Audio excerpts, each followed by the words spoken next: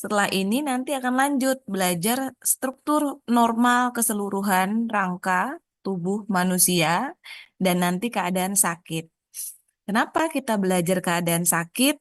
Karena inti dasar dari belajar farmakologi satu itu kalian selain sebagai konsep dasar penggunaan obat, utamanya kenapa belajar farmakologi itu untuk merancang atau menemukan obat baru yang lebih efektif dan efisien. Contoh misalnya di berbagai fakultas, program studi yang ada di Indonesia, di luar itu juga belajar farmakologi, misal kedokteran. Dia belajar ilmu tentang obat. Untuk apa? Untuk nantinya memberikan pengobatan atau resep kepada pasien. Bidan, dia belajar farmakologi. Perawat, dia juga belajar farmakologi, psikologi, tetapi punya tujuan masing-masing. Nah, kalau di farmasi, belajar ilmu tentang obat, inti utamanya sebetulnya ingin kalian itu sudah diarahkan supaya bisa mengembangkan misalnya obat lama, misalnya menjadi obat yang lebih cepat nantinya targetnya, efeknya, atau dia toksisitasnya atau efek sampingnya lebih kecil. Nah, itu kan pengembangan obat-obat baru ya.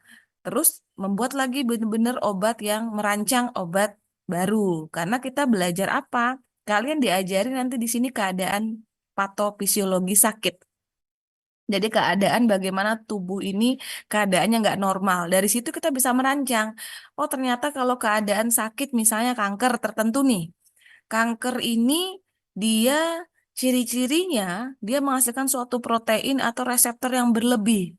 Sehingga kita akan merancang suatu senyawa untuk menekan si protein tersebut. Nah, jadi gitu. Itu konsep belajarnya sebetulnya kenapa kok belajar farmakologi. Selain itu, namanya farmakon plus logos, ilmu tentang obat, berarti kalau kalian tahu tentang obat itu pergerakannya, perjalanannya, caranya mencapai respon, otomatis kan kalian akan bisa bicara ketika tentang penggunaan obat nanti di farmakoterapi, yaitu ilmu obat terapi yang untuk ke pasien.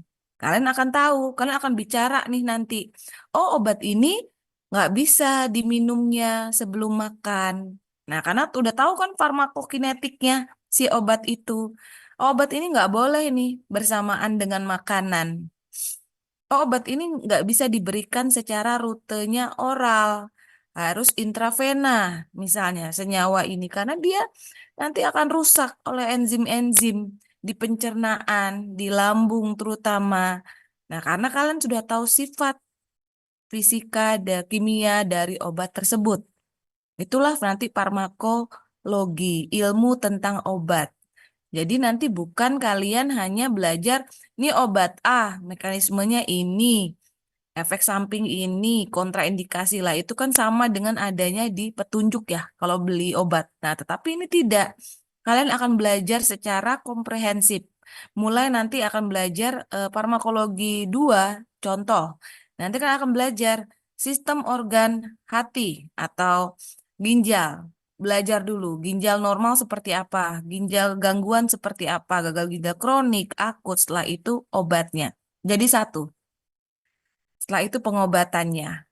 Nah, obat tersebut seperti apa sifat fisika kimianya, kinetiknya, toksisitasnya, dan lain sebagainya. Jadi supaya mahasiswa itu mengingat satu kesatuan yang utuh, tidak terpisah-pisah. Kalau dulu kurikulumnya, misalnya semester ini biomedis dulu, keadaan normal, sakit, pelajari. Semester depan baru obatnya. Kan berarti terpisah. Akhirnya kalian mungkin udah lupa. Ini kemarin kalau sistem misalnya sendi, nah tulang, udah lupa kemarin apa ya. Nah, mahasiswa kan kayaknya udah males untuk kembali mengingat. Padahal kita ini satu kesatuan yang semua mata kuliah itu ada hubungannya, ada kaitannya. Dia menjadi syarat untuk lanjut ke tingkat selanjutnya, itu biasanya. Sekarang kita lihat di sini. Jadi nanti kalian akan belajar di sini konsep dasar. Jadi semuanya levelnya dasar karena masih semester 2. Jadi kalian mengenal. Mengenal dulu seperti diberi gambaran. Nanti ini loh, intinya nih farmakologi itu. Nah, sekarang siap-siap. Ceritanya udah masuk nih di dalam suatu gerbong kereta atau pesawat. Nah, siap-siap nanti ketika sudah mulai kita tancap gas di situ. Yang nantinya pelajaran-pelajaran yang harus kalian kuasai. Nah, oke, sehingga biasanya kalau dosen itu menjelaskan perkuliahan di awal, ada namanya tujuan perkuliahan kan? Nah, tujuan perkuliahan itu biasanya menjadi soal. Kenapa? Kami pun dosen kalau membuat soal itu ada tim auditnya. Jadi tim itu akan memeriksa bahwa kalau kita punya tujuan yang kita setor yang namanya RPS, Rencana Pembelajaran Semester, itu kan ada tujuan tuh per pertemuannya.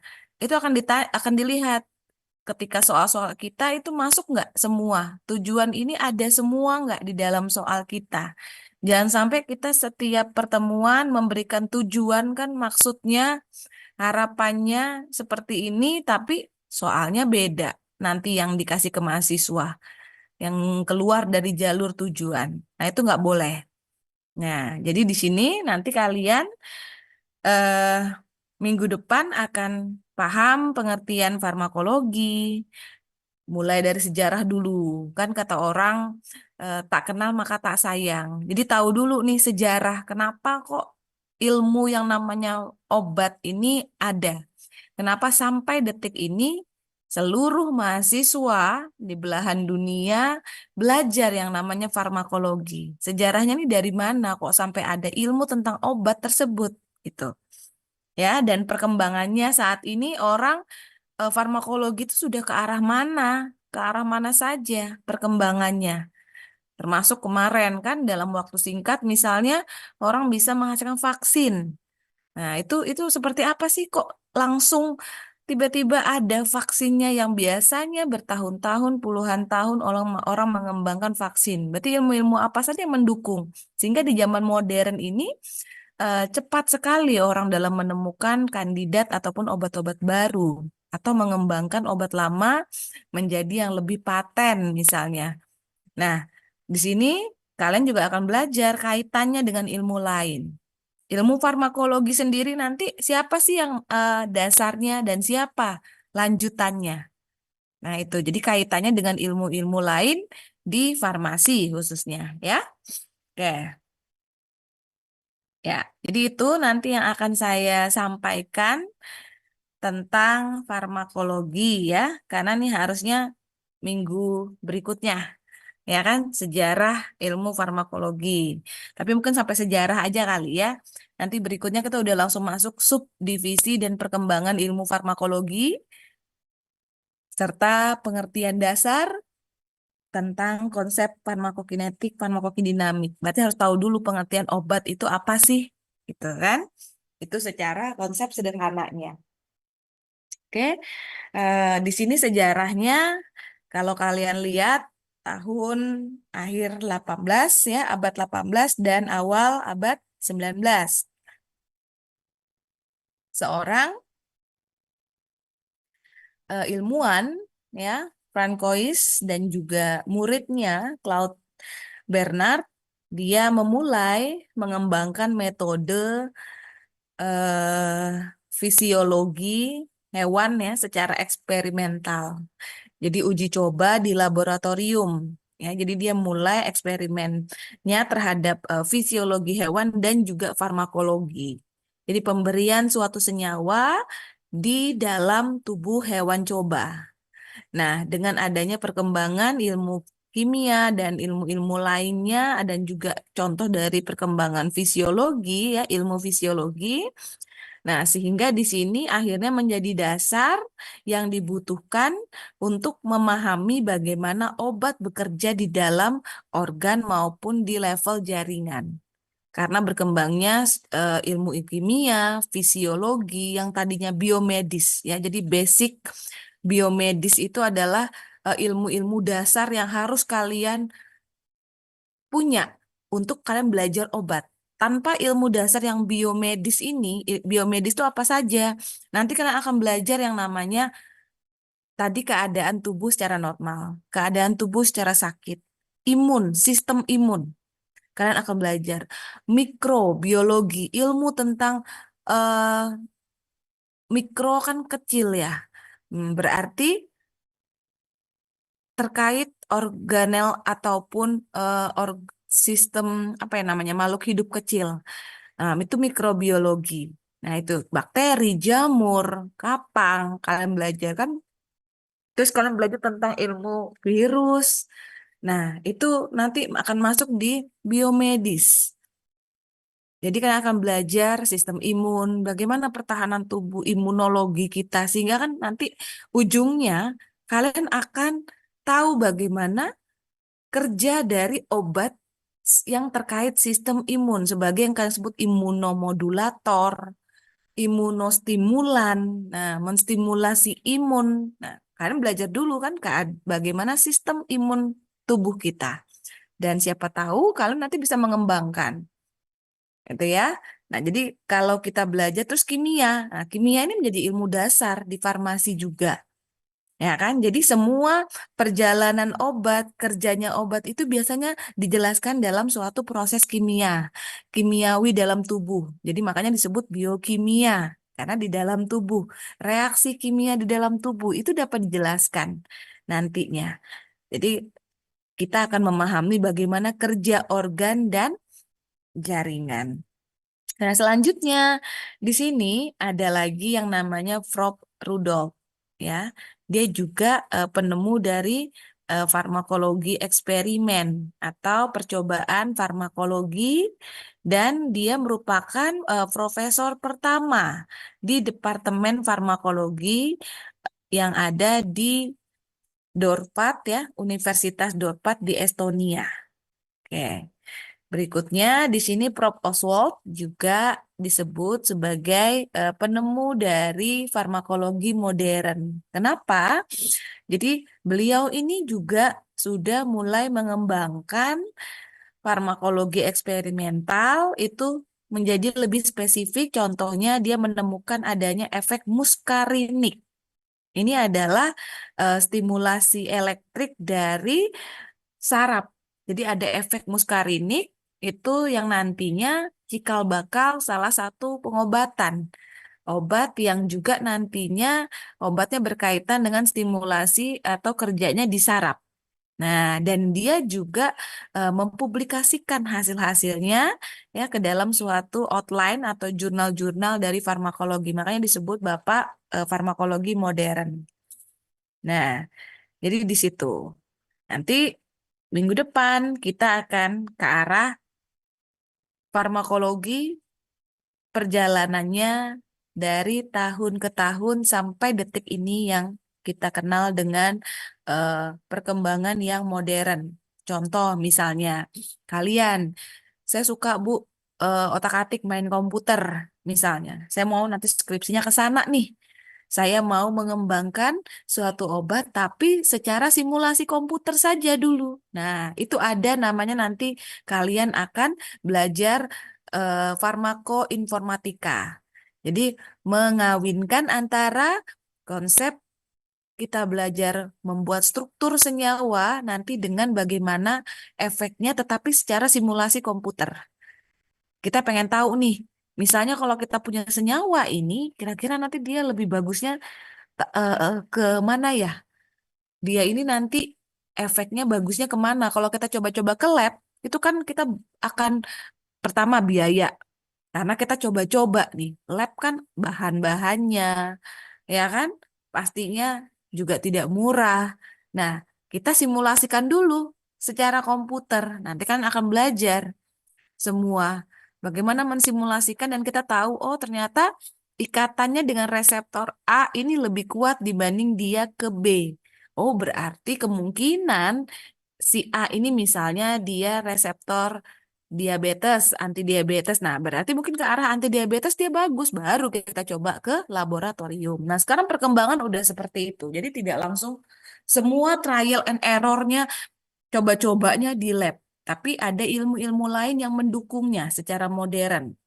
Jadi contoh, sekarang juga sudah dikembangkan orang kan kalau kalian tahu ya, genomik, gennya manusia, genetiknya. Orang kan sudah mulai mentranslasi atau sudah mulai apa ya, kayak koran itu mendeskripsikan genetik-genetik manusia tertentu pada populasi tertentu. Misalnya suku ini, populasi suku Eskimo di kutub, nah, ataupun lain sebagainya ya. Eh, itu berpengaruh ternyata terhadap obat. Makanya kan teman ataupun keluarga ataupun rekan kalian, kerabat, belum tentu obat A cocok atau sama manjurnya ketika kalian minum yang sama dengan seseorang. Karena itu ada pengaruh dari genetikanya. Makanya jadinya nanti ada ilmu farmakogenetik. Bagaimana kaitannya genetik ya terhadap pemberian suatu obat. Nah, itu banyak. Sekarang sudah perkembangannya sudah sangat canggih. Harapannya nanti ke depan itu terapi itu secara individualnya. Saya pasti akan berbeda dengan kalian misalnya. Obatnya sama, tetapi belum tentu efek yang kita rasakan ini sama persis. Nah, itu tadi banyak hal yang berpengaruh. Nah, itu sudah perkembangannya farmakologi itu nanti kalian akan belajar ya. Sehingga nanti ada challenge-nya, tantangan barunya. Bagaimana mengharmonisasikan, menggabungkan, menyelaraskan ilmu-ilmu lama di farmakologi dengan perkembangan yang sekarang. Ya. Oke, jadi mungkin itu yang bisa saya sampaikan. Kita persiapan ceritanya ini kalian mulai dipersiapkan dulu keberangkatannya menuju nanti betul-betul masuk ke dalam farmakologi satu. Ya, mulai nanti belajar subdivisinya, pengertian obatnya, kaitannya dengan ilmu lain, dan lain sebagainya. Itu pertemuan saya yang terakhir minggu depan dan dilanjutkan nanti oleh dosen berikutnya belajar apa itu konsep protein, enzim secara sederhana karena mereka ini merupakan target-target obat. Mereka juga merupakan eh, penyusun-penyusun nantinya kimia-kimiawinya sel, ya kan? Jadi harus tahu karena kerja obat kan nanti tingkat sel, tingkat molekul, ke reseptor, tingkat organ. Nah, itu kan itu kerja-kerja obat itu ada tingkatannya kan? Akhirnya kalian rasakan tingkat tubuh, akhirnya kalian merasakan efeknya.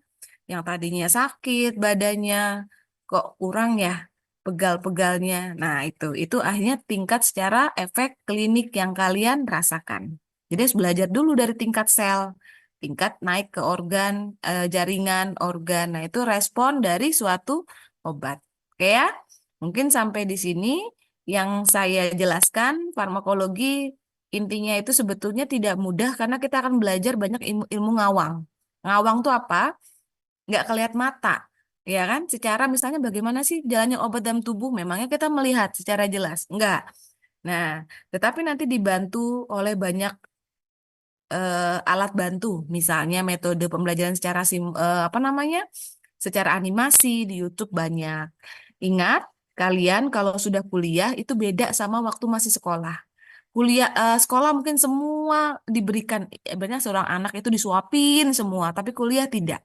Biasanya dosen slide itu hanya 30% dari pokok bahasan. Sisanya 70 kemana? Kalian sudah diarahkan nih. Kita arahkan sedikit, silahkan kalian nanti belajar secara literasi aktif mandiri. Cari, searching, sudah tahu nih konsep dasarnya. Oh, ternyata obat itu pengertian seperti ini toh. Oh, udah cari. Cari lagi yang lebih ininya. Apa sih emang sifat kimia fisikanya secara umum nih obat? Nah, itu kalian akan mencari sendiri. Jadi kuliah, ingat 30% mungkin maksimal dosen itu di slide.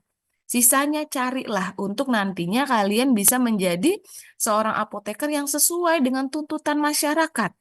Jangan berpatokan, oh tenang, saya kuliah kan yang penting slide dosen ada. Sudah, saya nanti bisa jadi apoteker. Tidak. Tapi kalian silakan ke perpus, silakan ke buka Google-nya. Mau nggak mau kalian sebetulnya akan banyak nanti pustaka itu dalam bahasa Inggris. Nah, mau nggak mau kalian harus terbiasa.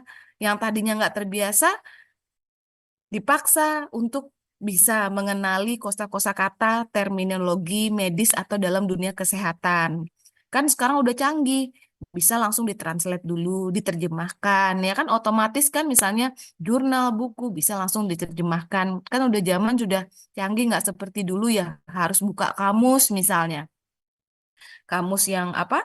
Kamus bahasa Indonesia, bahasa Inggris itu yang dibawa kemana-mana. Nah, itu kan zaman dulu. Sekarang kan udah cukup lewat handphone atau laptop sudah bisa. Nah, itu yang harusnya kalian harus mulai membiasakan diri. Jadi jangan malas untuk kalian nanti membuka pengetahuan lainnya sehingga menguatkan ilmu-ilmu yang sudah diberikan oleh dosen. Karena nanti akan ada namanya ujian komprehensif, kalian nanti ujian sarjana, juga tidak hanya ditanya skripsi kalian, tapi hal-hal yang memang menjadi dasar kalian selama 4 tahun kalian kuliah. Nah, jadi itu ya, yang harus kalian kuatkan nantinya supaya nanti bisa menjadi apoteker dan bisa praktik secara profesional berdasarkan kode etik sumpah kalian sebagai seorang profesi. Itu. Karena jarang sebetulnya apoteker itu yang nganggur. Sampai detik ini kita juga masih kurang dan lahan pekerjaannya itu sangat banyak, di mana-mana dibutuhkan. Jadi mungkin itu yang bisa saya sampaikan, kan udah kemarin dapat pengantar ilmu farmasi, pastinya kan ilmu kesehatan. Nah ini sudah lanjutannya. Jadi udah tahu kalau pengantar ilmu farmasi itu induknya. Ilmu farmasi, kalian akan diajarin tuh. Ilmu farmasi itu apa saja? Kalian nanti di farmasi ini belajar apa saja? Kaitannya apa? Nah, itu ilmu farmasi. Ya kan sudah belajar kemarin dan sudah lulus, ini sudah masuk ke tingkatan kedua. Nggak terasa, Juni selesai tingkatan ketiga. Ya kan waktu berjalan, tiba-tiba 2 tahun, sudah 4 semester, separuh perjalanan. Punya target yang kuat, punya motivasi dan siapa yang, hal apa yang bikin kalian itu motivasinya paling terbesar di dalam hidup sehingga bisa kuliah selesai tepat waktu, bukan pada waktu yang tepat. Waktu yang tepat itu 7 tahun. Tepat waktu ya bisa 4, 4,5 tahun. Oke, supaya bisa secepatnya nanti lanjut ke tingkat profesi ya. Oke, itu saja dari saya. Saya akhiri perkuliahannya. Kita ketemu minggu depan secara offline. Nanti tinggal dilihat waktunya, apakah jadwal reguler atau reguler nanti langsung dimasuk masuk si dosen kedua. Nanti saya di Sabtunya, jadi selesai 4 pertemuan dalam 2 minggu. Oke, sekian dari saya. Wassalamualaikum warahmatullahi